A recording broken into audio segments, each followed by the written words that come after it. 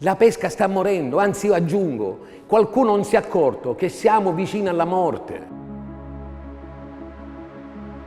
Ogni giorno escono decreti, ogni giorno esce un regolamento, ogni giorno esce qualcosa che mette chi più chi meno in difficoltà l'attività di pesca in mare. È un settore più normato che la sanità, pensate per un attimo. Viene difficile perché il governo centrale ha messo da parte le organizzazioni intermedie che sono il collante con il territorio. Se pensiamo che escono fuori decreti ministeriali o decreti direttoriali senza che questi vengano concordati o discussi con le associazioni datoriali o con le organizzazioni sindacali, questo la dice tutta. Secondo me è una politica che è fallita da tanti anni e non ne riusciamo a dirlo. Noi siamo la centralità del Mediterraneo, non possiamo farci trattare così da nessuno. L'Italia è una penisola bagnata dai mari, per forza di cosa ci stanno i pescatori in tutta la nostra nazione e non è possibile prendersi gioco di queste persone. Mi piacerebbe pensare a una politica capace di richiamare la centralità della Sicilia nel Mediterraneo.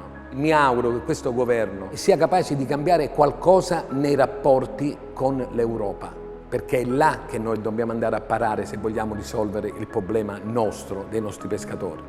Perché la pesca è materia europea, non è materia nazionale. E se è vero che quei regolamenti si chiamano regolamenti, mi viene da pensare che la pesca venga regolamentata e non che vengano posti divieti. Quindi una pesca che parta dal basso, ma dove le leggi e i divieti e i regolamenti li discutiamo insieme, non che ce li appioppano da dietro la scrivania a 360 gradi. Questo non funziona, non ha mai funzionato e ci ha mandato al collasso. Cioè i pescatori vanno a mare, devono rispettare l'ambiente, devono rispettare la risorsa, ma qualcuno deve pensare pure di rispettare l'aspetto economico dell'impresa. O se no a mare noi ci vedremo sempre i tonni che ballano, i delfini che ridono e l'ambiente, grazie a Dio che sia così e speriamo che sia sempre così, bello tranquillo. Ma di pescatori a mare non ce ne saranno più, ma almeno di pescatori professionali, perché mi creda si stanno estinguendo.